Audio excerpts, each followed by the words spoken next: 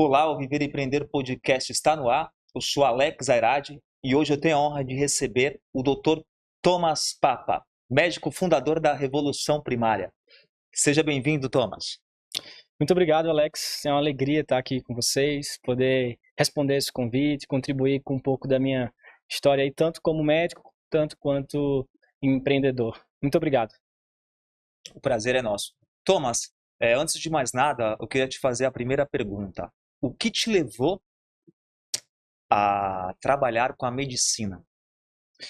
Boa pergunta. Acho que todo médico já teve que responder essa pergunta algumas vezes. E é uma pergunta bem pessoal, né? E eu também tenho uma resposta bem pessoal. Na verdade, na minha adolescência ainda, eu tive algumas experiências pessoais com Deus, e isso me fez olhar para a realidade de uma maneira diferente de como eu era acostumado a olhar. As pessoas, né, que antes eu não percebia, que eram um tanto quanto invisíveis, começaram a ser mais visíveis, começaram a aparecer mais para mim, e eu comecei a ter esse desejo de alguma maneira servir as pessoas que estão ao meu redor.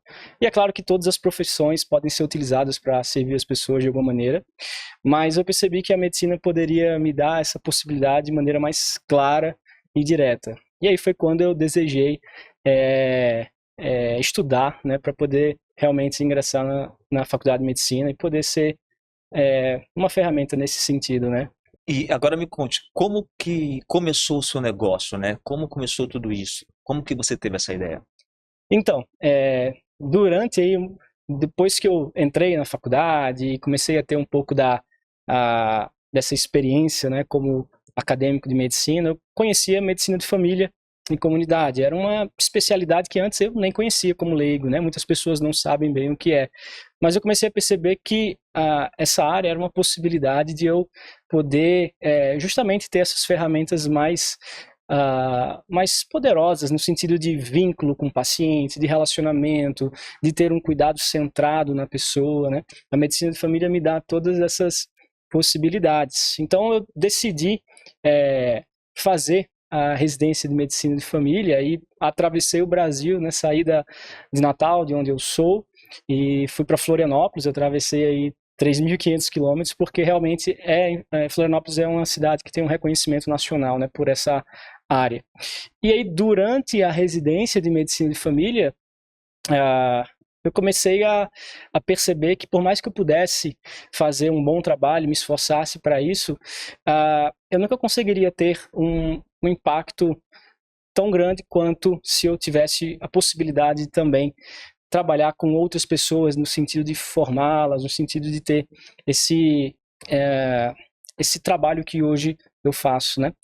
Então foi aí que nasceu esse desejo de pensar em algo um pouco maior. Foi nesse momento em que começou ali a ter o embrião do que hoje é a Revolução Primária, quando eu percebi que eu poderia usar a comunicação, né, como professor, como eu sempre gostei de ser, e utilizar um pouco do que eu sei, da capacitação que eu tenho para ensinar outras pessoas, e essas pessoas poderem ter acesso ao conhecimento onde quer que elas estejam, né? Hoje a gente tem contato com alunos do Brasil todo, e independente de eles estarem numa cidade grande como São Paulo, ou no sertão nordestino, ou na unidade fluvial no Amazonas, eles podem acessar o conteúdo que a gente trabalha e, a partir disso, ter uma capacitação melhor e conseguirem fazer um excelente trabalho onde quer que eles estejam. Que bacana. E Thomas, para a galera que está em casa nos assistindo, nos explique o que é o conceito da atenção primária à saúde. Legal, excelente. Bom, para responder essa pergunta, a gente vai fazer de trás para frente, né? A atenção primária é um dos setores, né, das hierarquias de atenção à saúde. Como assim? Todo cuidado médico ele é exercido em três níveis hierárquicos: a atenção terciária, a atenção secundária, a atenção primária. A atenção terciária é aquela que lida com os problemas mais graves, mais complexos, que depende de super especialidades, de maquinário pesado, internações prolongadas, hospitais grandes, né? São a minoria dos casos, mas que são importantes também. A atenção secundária são aqueles que são aqueles cuidados que nós fazemos muitas vezes ali com especialistas focais, os atendimentos ambulatoriais, é como se fosse o nível intermediário de complexidade. E a atenção primária, como o nome fala, é aquilo que é primário, aquilo que é fundamental. E aí a gente tem o objetivo de resolver até 90% das demandas que chegam até nós, né? Nós somos o começo de todo o sistema de saúde, né? Todas as pessoas, quando precisam de resolver algum problema de saúde, elas procuram inicialmente a atenção primária. Só que isso às vezes faz as pessoas confundirem os conceitos. Elas às vezes profissionais, gestores ou mesmo pacientes acham que a atenção primária é aquilo que é básico, aquilo que é dispensável, né? Muitas vezes está associada essa ideia de que o que a gente faz na atenção primária é algo de pouco valor, né? A gente vai só renovar uma receita e encaminhar para o especialista. Mas na verdade é isso que também me motivou, até voltando um pouco na tua outra pergunta, a fazer algo diferente. Eu queria ser parte da resposta que as pessoas tanto clamam por uma saúde de qualidade, uma saúde pública de qualidade. E quando eu vejo pessoas tratando a atenção primária como se fosse algo dispensável, né, ou fazendo muito aquém do que nós poderíamos fazer, isso me dói. Isso é uma dor que eu tenho. Então, a minha ideia como médico de família é justamente poder ser uma referência para ajudar as pessoas que estão ao redor do Brasil, e eu sei que também querem fazer um bom trabalho, né? Eu sei que muitas vezes existem pessoas que realmente estão ali acomodadas, mas existem pessoas que querem fazer um trabalho de qualidade, e às vezes o que elas precisam é justamente alguém um pouco mais experiente, alguém que esteja disposto a mostrar os passos, alguém que já passou por essas dificuldades do dia a dia na atenção primária, e que pode mostrar como superar esses desafios, né? Então é bem nesse sentido aí da atenção primária, de conseguir resgatar o seu real sentido que nasce a empresa. Que bacana. E isso é legal porque você tem esse lado humanizado, né? Sim. De pensar no teu paciente, de pensar no próximo. Sim. Então isso é engrandecedor. Uhum. Como que você se sente quando você atende um paciente e ele começou a ter um bom resultado e fica assim gratificado a você? Como que você se sente quando você vê que você pôde, de alguma forma, mudar a vida dessa pessoa? A gente disse que é o 14º salário, né? A gente diz que na medicina de família, na atenção primária, existem vários outros salários que a gente recebe além do salário financeiro, né? São esses feedbacks, né? Essa alegria que a gente recebe dos pacientes. O médico de família, ele tem esse sentimento de valorização da relação médico-paciente, a construção do vínculo, né? Ele se entende como um recurso da comunidade, né? Ele é responsável por, às vezes, 2.000, 2.500, 3.000 pessoas, né? Daquele território, e ele se enxerga como um recurso que as pessoas podem utilizar para serem cuidadas. Então, isso é maravilhoso, né? Quando a gente consegue realmente ter profissionais capacitados nessas áreas, nesses locais, é literalmente revolucionador, de onde veio o nome da empresa, né? Se a gente quer uma atenção, se a gente quer uma saúde pública de qualidade, isso necessariamente precisa passar por uma transformação estrutural na nossa atenção primária. Isso, inclusive, já aconteceu com vários países, né? Aconteceu no Canadá, no Portugal, Espanha, França, Holanda, Inglaterra, né? Os países que investiram na sua atenção primária conseguiram melhorar os indicadores ao longo das décadas, e hoje o Brasil se baseia muito nessas experiências desses países para conseguir também desenvolver e estruturar uma atenção primária de qualidade. Bacana. E em que momento você percebeu que a educação, né, ela poderia trazer algo de positivo dentro da medicina? Uhum. Então, foi quando eu percebi essa lacuna, né? Hoje nós temos no Brasil mais de 60.000 equipes de saúde da família, né? Que é justamente as equipes que são responsáveis por fazer o cuidado e atenção primária. Só que nós temos aproximadamente 15.000 médicos de família no Brasil. Então veja só o déficit, né? Quase 50.000 profissionais seriam necessários para que a gente pudesse ocupar somente as vagas do SUS, fora que muitos profissionais acabam também trabalhando na rede privada.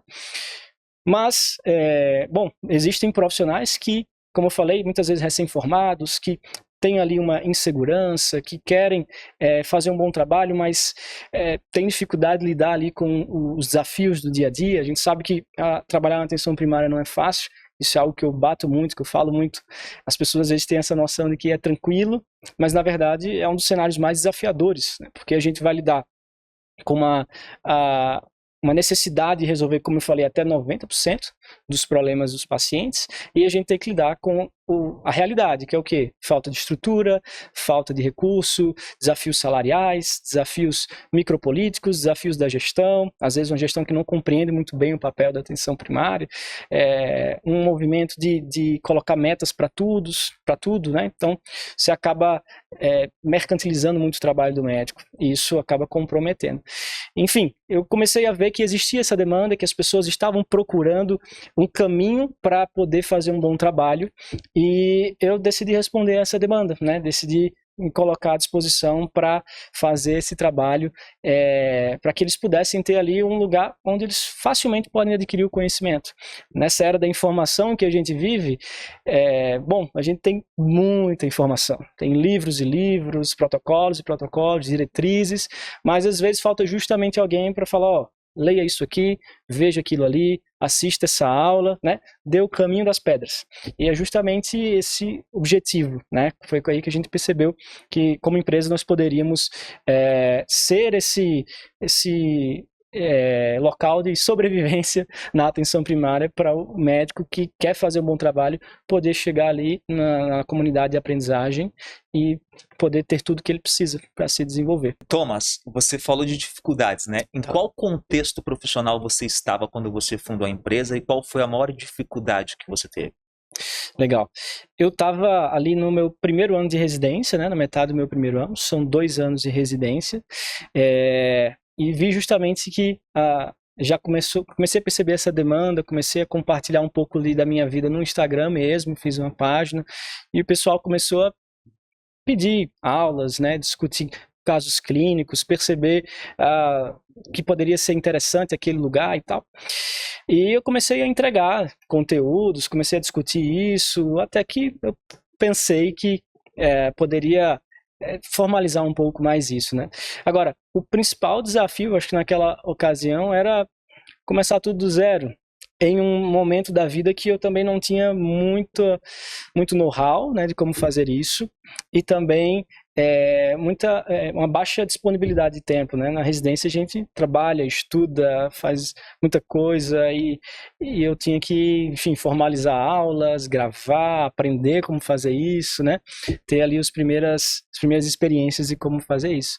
Mas certamente foi nesse contexto ali meio angustiante que nasceu a atenção primária, e hoje já é algo muito mais fácil da gente tocar, né? E qual é a diferença, né? Qual é a grande diferença dos cursos e dos materiais que vocês produzem? Eu acredito que a grande diferença é o fato de que os nossos professores, eles são médicos de família. Isso pode parecer redundante, né? Mas em um contexto de escassez profissional, como eu falei, existem poucos profissionais, né, de medicina de família no Brasil.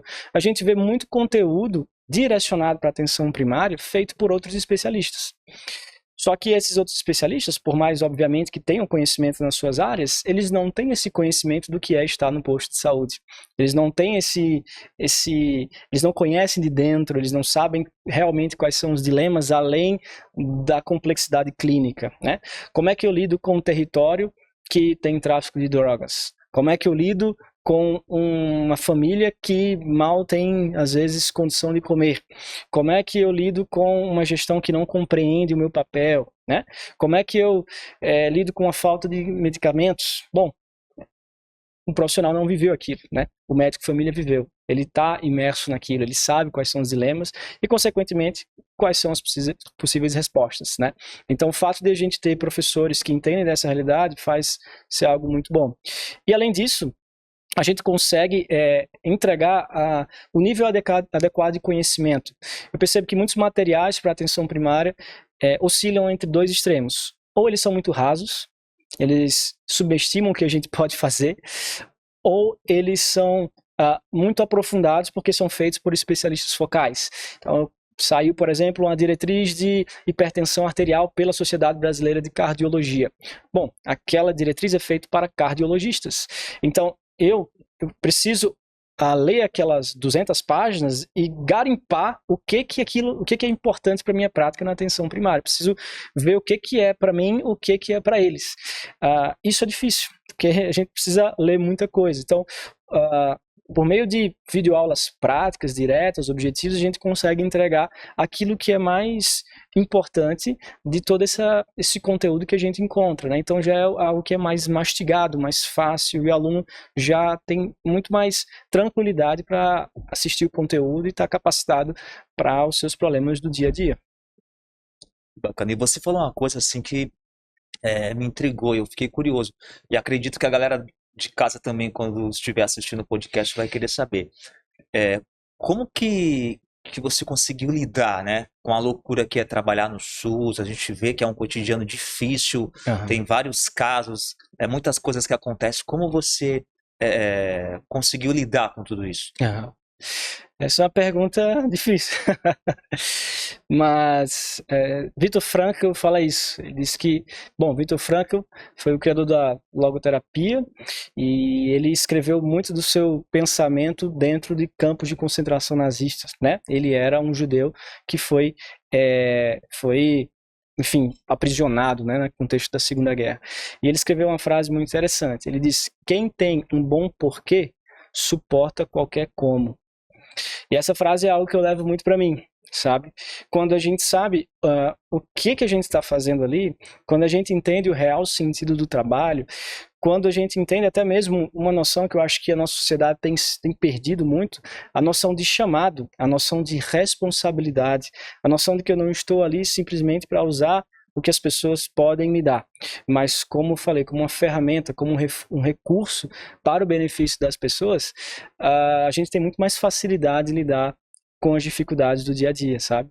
Então, não vou dizer a você que eu sou, enfim, uma pessoa que consegue lidar bem com todos os problemas, não vou dizer que eu sou o master winner, mas quando a gente tem esse porquê, fica muito mais fácil lidar com os desafios, com dificuldades, e comemorar cada vitória, comemorar cada alegria, cada feedback que os pacientes nos dão nesses momentos. Agora me diz, como que vocês equilibram qualidade técnica e acessibilidade dentro do ensino médico?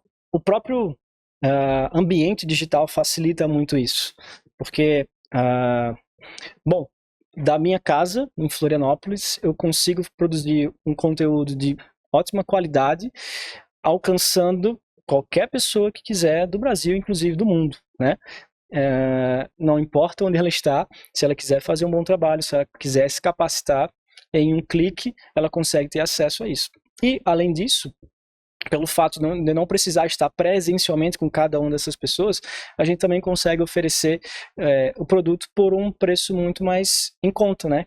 É aí onde entra a facilidade de acesso, porque se nós precisássemos, por exemplo, fazer eventos presenciais, algo nesse sentido, alugar um espaço, ficaria bem mais difícil, tanto do ponto de vista geográfico quanto do ponto de vista financeiro.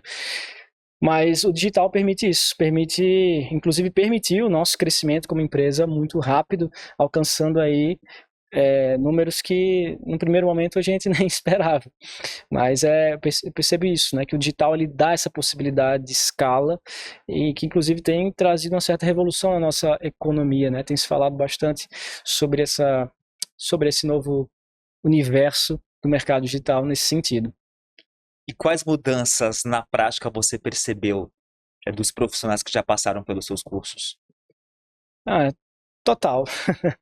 A gente vê muito assim, né? Nós temos um grupo de discussão, inclusive, de casos clínicos, em que os alunos trazem dúvidas do dia a dia, às vezes fica uma dúvida de como agir em determinada situação, de como investigar tal sintoma, qual seria o exame mais adequado para dar um certo diagnóstico, e a gente tem um grupo ali de monitores que orienta, que traz ali esclarecimentos, e muitas vezes eles mesmos trazem isso. Nossa, assisti aquela aula, transformou o meu entendimento. Caramba, eu fiz a graduação toda e não tinha entendido isso. Olha só, esse paciente aqui que eu discuti com vocês semana passada, hoje ele já voltou, já está bem melhor, já está bem mais compensado da diabetes, por exemplo. Então é algo que a gente vai vendo na prática, né? Todos os dias, à medida que a gente vai aprendendo um pouco mais, os alunos vão tendo mais experiência, vão se empoderando dos conteúdos, naturalmente os pacientes também são beneficiados. E como a comunidade fortalece a atenção primária na prática? Eu acho que é bem nesse sentido que a gente está conversando, né? O profissional que está ali na atenção primária, lá na ponta, né? Muitas vezes se sente muito isolado, se sente ali como alvo de pressões de todos os sentidos, né? Existem cobranças dos próprios pacientes, existem cobranças da equipe, cobranças da gestão, e quando a gente tem esse porto seguro, esse lugar onde eles podem encontrar, né, um lugar onde podem tirar suas dúvidas, pedir opiniões, encontrar materiais, né? Isso transforma a prática, isso transforma os indicadores, inclusive, né? Algo difícil da gente medir, mas certamente a comunidade ela vai trazendo maior capacitação profissional e, embora a gente tenha várias outras questões que a atenção primária precisa melhorar, pelo menos nessa que nós temos uma grande governabilidade, né? Cada um de nós pode se responsabilizar pela sua própria capacitação, apesar de todas as outras variáveis. Quando a gente consegue fazer isso, quando a gente se dedica nisso, naturalmente, na prática, isso vai ser sentido, né? É o paciente que estava descompensado e agora está compensado. É o paciente que sentia dor e agora não sente mais dor. É o paciente que estava obeso e agora está com peso adequado, né? Tudo isso através do dia a dia de aprendizagem na nossa comunidade. E por que é essencial incluir a enfermagem na atenção primária? Bom, para quem já trabalhou na atenção primária, sabe que o nosso trabalho é muito interprofissional, né? Certamente é a área profissional da saúde onde a gente trabalha de maneira mais integrada. Em outros ambientes de trabalho, a gente ainda tem essa lógica mais médico-centrada, né? Ou seja, é o médico que vai fazer praticamente tudo e os outros ali têm um papel, muitas vezes, na ótica das pessoas, secundário. Na atenção primária, isso é bem mais horizontal. O nosso trabalho é muito mais integrado. Então, desde o princípio da empresa, a gente já sabia que em algum momento precisaríamos alcançar enfermeiros, porque a equipe de saúde da família, né, é composta basicamente de nível superior, médico e enfermeiro. Entra aí também os dentistas, mas eles acabam entrando de uma maneira um pouco diferente. O principal é médico e enfermeiro. Então, se eu falei que tem 60 mil equipes de saúde da família no Brasil, tem 60 mil médicos, 60 mil enfermeiros, ou pelo menos deveriam ter, né, se essas vagas estão ocupadas, que precisam de capacitação. Obviamente, boa parcela deles está capacitada, mas outra parcela não. Então, se nós queremos revolucionar a atenção primária no Brasil, trabalhar só com médicos é bom, mas é insuficiente. A gente também precisa trabalhar com enfermeiros que têm os mesmos dilemas que nós falamos. Muitas vezes chegam na atenção primária e lidam com os mesmos desafios, com as mesmas dificuldades, com as mesmas inseguranças, com os mesmos problemas. Então, a ideia é que a gente consiga alcançar esses profissionais agora, a enfermagem, agora que a nossa comunidade de médicos já está bem consolidada, alcançando a enfermagem, a gente consegue melhorar ainda mais esses indicadores, consegue trazer ainda mais estabilidade, ainda mais resultados melhores para os nossos pacientes. Então, é justamente essa etapa que a gente está focando agora para conseguir trazer enfermeiros especialistas em saúde da família para ensinarem os enfermeiros que estão na ponta trabalhando. E você acha que esse nicho ele vem crescendo ao longo do tempo no país? O nicho, você fala o nicho digital ou a educação médica em geral? Educação médica em geral.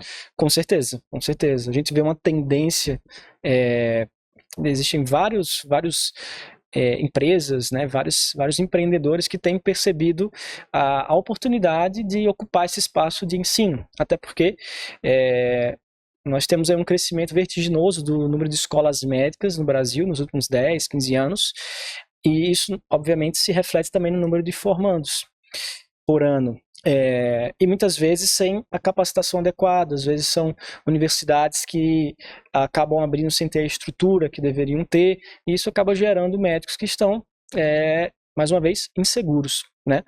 Então, muitos especialistas têm percebido essa oportunidade de exercer essa espécie de mentoria, né?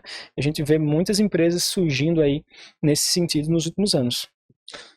Ô Thomas, e como vocês pretendem estruturar a expansão da sua empresa para outras categorias de saúde? Bom, a gente tem esse olhar aí para a enfermagem hoje, né? Tentando alcançar. A nossa ideia é fazer um trabalho bem semelhante com o que a gente faz com os médicos.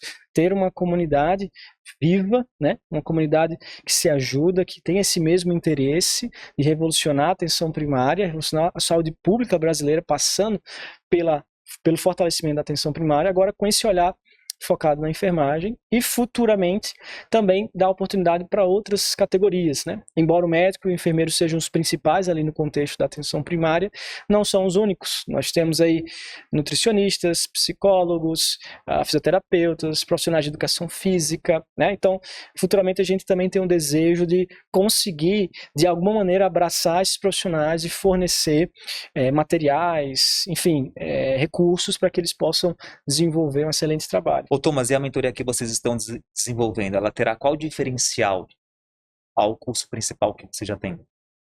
Então, a mentoria, ela foi algo que os próprios alunos começaram a pedir, né? À medida que a gente foi crescendo ali o número de alunos na comunidade, naturalmente ter aquele contato mais próximo que a gente tinha no começo se tornou mais difícil. Então, alguns alunos começaram a demandar isso para nós. Eu gostaria de algo mais personalizado. Nossa, se vocês conseguissem fazer uma mentoria, algo mais próximo, eu estaria até disposto a pagar mais, ou enfim, de alguma maneira estar mais próximo de vocês. Então a gente percebeu que era uma demanda dos alunos, e aí foi quando a gente começou a desenvolver. A nossa ideia é justamente isso, né? Fazer algo mais personalizado, talvez grupos ali até 10 pessoas, né? Para que a gente consiga ser mais focal no problema de cada um, na dificuldade de cada um, conhecer de maneira mais próxima e conseguir responder de maneira até, digamos assim, artesanal, né? Fazer algo mais um a um, no pequeno grupo, podendo ser mais resolutivo nas demandas individuais, sabe? Bacana. E quais foram as suas maiores referências na sua trajetória profissional?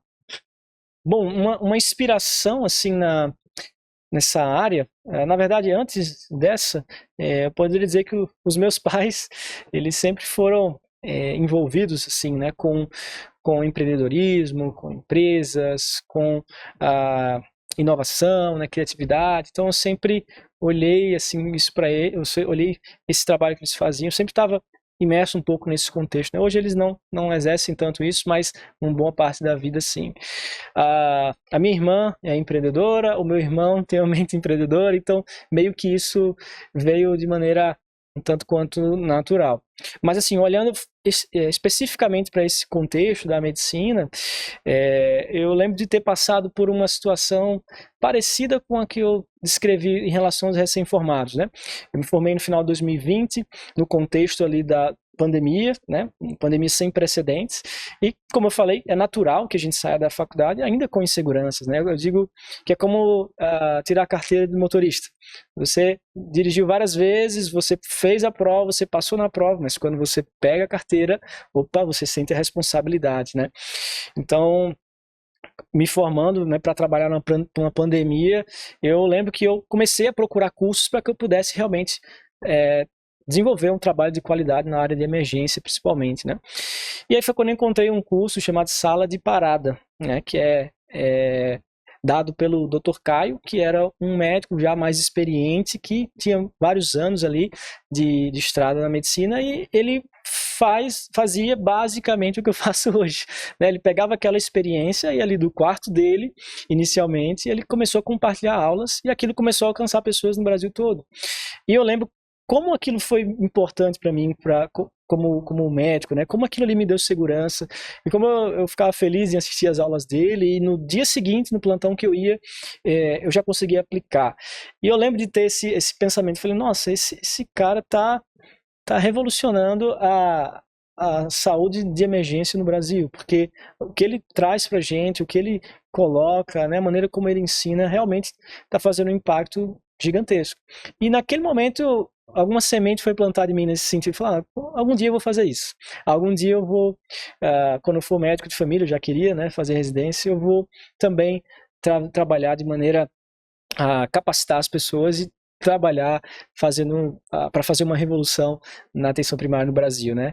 Então ele foi uma referência, sim, muito grande nesse sentido, e hoje realmente é o que eu faço basicamente na minha área, né? E o que você sentiu no primeiro dia que você começou a trabalhar, exercer a função como médico? Nossa, eu acho que realização, porque a medicina é um sonho muito caro, né? Envolve muito tempo de estudo, muito tempo de renúncia, é, muitas horas de estudo, né? Eu nem estou falando necessariamente de dinheiro também, em alguns contextos, mas realmente é muita preparação para você chegar naquele momento, né? Então, quando eu pude chegar e dar o meu primeiro carimbo e falar, nossa, que legal, cheguei onde eu acho que eu deveria estar, realmente. E, ao mesmo tempo, eu acho que é natural, como eu falei, um temor, né? Eu acho que isso é muito importante. Quando a gente perde o temor, a responsabilidade, perde essa capacidade de sentir a responsabilidade que a gente tem, a gente começa a piorar como médicos, né? Porque a gente nunca pode esquecer que nós estamos lidando com a saúde das pessoas, estamos lidando com a vida das pessoas. Então, se eu for fazer uma revisão no seu carro e disser para você que ele está tudo ok, e daqui a 5 dias ele para de funcionar, você vai ficar chateado comigo. Agora, quanto mais chateado você vai ficar, se isso é a tua saúde, né? Então, eu acho que é um misto de realização e alegria, mas também de responsabilidade, sentindo o peso que realmente eu acho que a gente não pode esquecer que existe. Isso que você falou é bacana demais, né?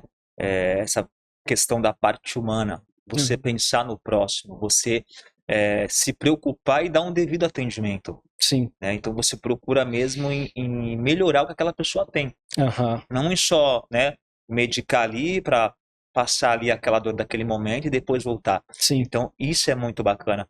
E como que você se sente sabendo que tem muitos profissionais assim que não têm essa devida atenção, né, para com os pacientes? Eu me sinto triste, Alex, porque a medicina, como eu falei inicialmente, ela pode ser uma ferramenta maravilhosa nas mãos das pessoas certas. Mas a medicina, quando ela perde o propósito, ela fica muito aquém do que poderia ser. Obviamente, cada um tem a sua própria consciência, obviamente, cada um é adulto e sabe como vai gerir a própria vida, mas eu fico muito triste quando eu vejo profissionais que se acomodam, que não dão a devida atenção aos pacientes, que não se importam em estudar mais. Eu inclusive, costumo dizer assim que existem 3 elementos que tornam um médico bom.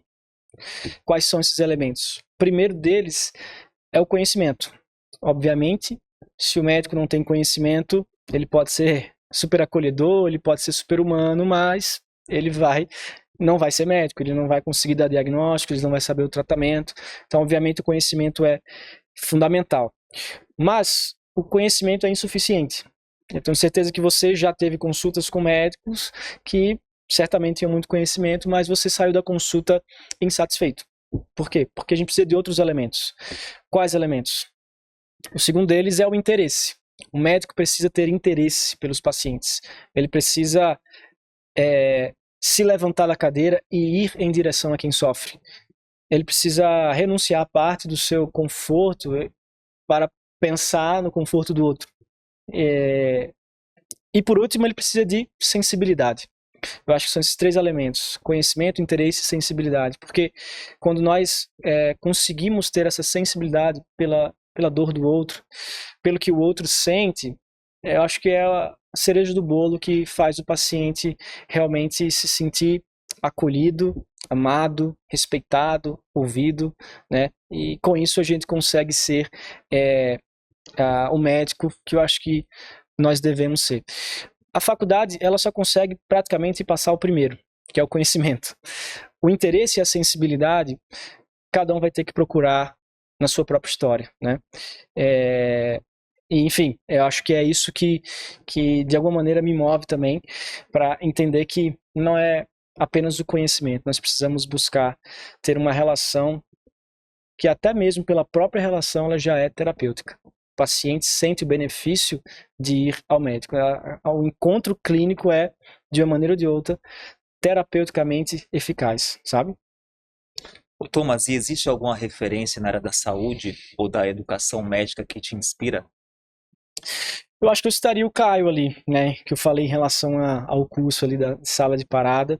Ele nem me conhece, na verdade, mas ele como médico que fez isso, que juntou essas duas propostas, realmente ele me inspirou muito ali no começo, né, consumindo os conteúdos dele.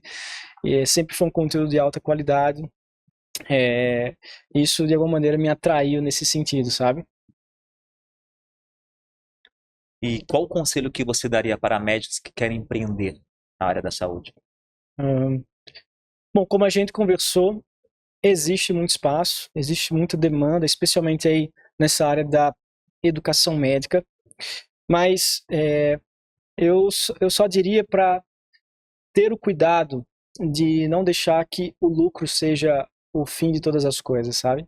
Obviamente, como empresa, nós desejamos o lucro e não há nenhum problema nisso. O lucro faz parte da lógica, né, para que nós possamos funcionar. Mas quando nós colocamos o lucro como fim último de tudo, provavelmente a gente vai acabar passando por cima de pessoas. Provavelmente a gente vai acabar negligenciando princípios que não deveríamos negligenciar. E quando a gente está lidando com medicina, com médicos, isso é importante. Todas as áreas são importantes, mas especialmente quando nós lidamos com o sofrimento humano, quando nós lidamos com a saúde e a vida das pessoas. Então, busque qual é a sua dor, assim como eu identifiquei a minha dor pela saúde pública brasileira. Encontre em você o que você tem que pode resolver parte dessa dor.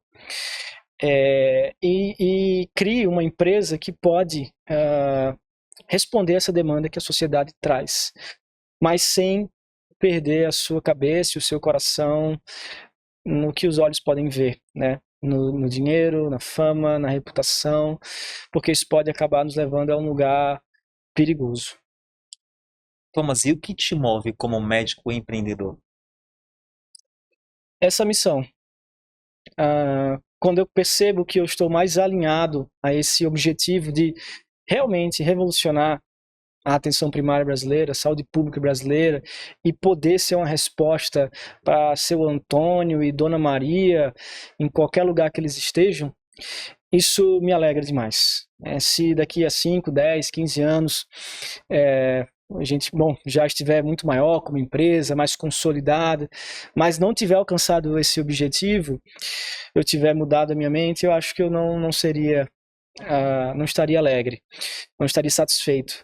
Mas se a gente ainda estiver preocupado com as pessoas que clamam por isso, que clamam por um médico que olhe nos seus olhos, que clamam por profissionais que podem resolver os seus problemas, que realmente param para ouvir as suas queixas e se importam e demonstram que estão ali interessados em resolver os seus dilemas. Se a revolução primária for parte dessa solução, eu estarei muito satisfeito. É isso que me move. Deixa uma mensagem para quem está em casa e que tem um sonho de ser médico ou trabalhar no mesmo segmento que o seu. O que você diria para eles? Bom, eu diria muito bem-vindo. Eu diria que é bem isso que eu falei, que você tem muito espaço, que você tem certamente dores que eu creio até mesmo que Deus coloca no nosso coração e que Ele entrega oportunidades, ferramentas, dons, habilidades para que a gente possa, de alguma maneira, responder a esses problemas. Que você identifique tanto as dores quanto as habilidades e faça isso com alegria, com integridade, com sensibilidade, com interesse, sem deixar que os valores de mercado sejam a régua da sua vida, sem deixar que todo o seu negócio se transforme simplesmente numa fonte de lucro, mas que ele se torne muito mais do que isso. Essa eu poderia dizer para vocês. Doutor, e para quem quer te encontrar, para quem quer te seguir nas redes sociais, quais são as suas redes sociais? Deixa para o público, cara. A gente tem ali, né, o @Revolução Primária no Instagram e o nosso site também, revoluçãoprimaria.com.br. São os sites institucionais. Eu tenho meu Instagram pessoal também, né, que eu falo mais da minha vida pessoal, @TomasDiniz. Se quiserem ver também, fiquem à vontade. Mas é isso, esses são os dois principais. O Viver e Empreender Podcast fica por aqui. Tivemos a honra de receber o Dr. Thomas Papa, médico fundador da Revolução Primária.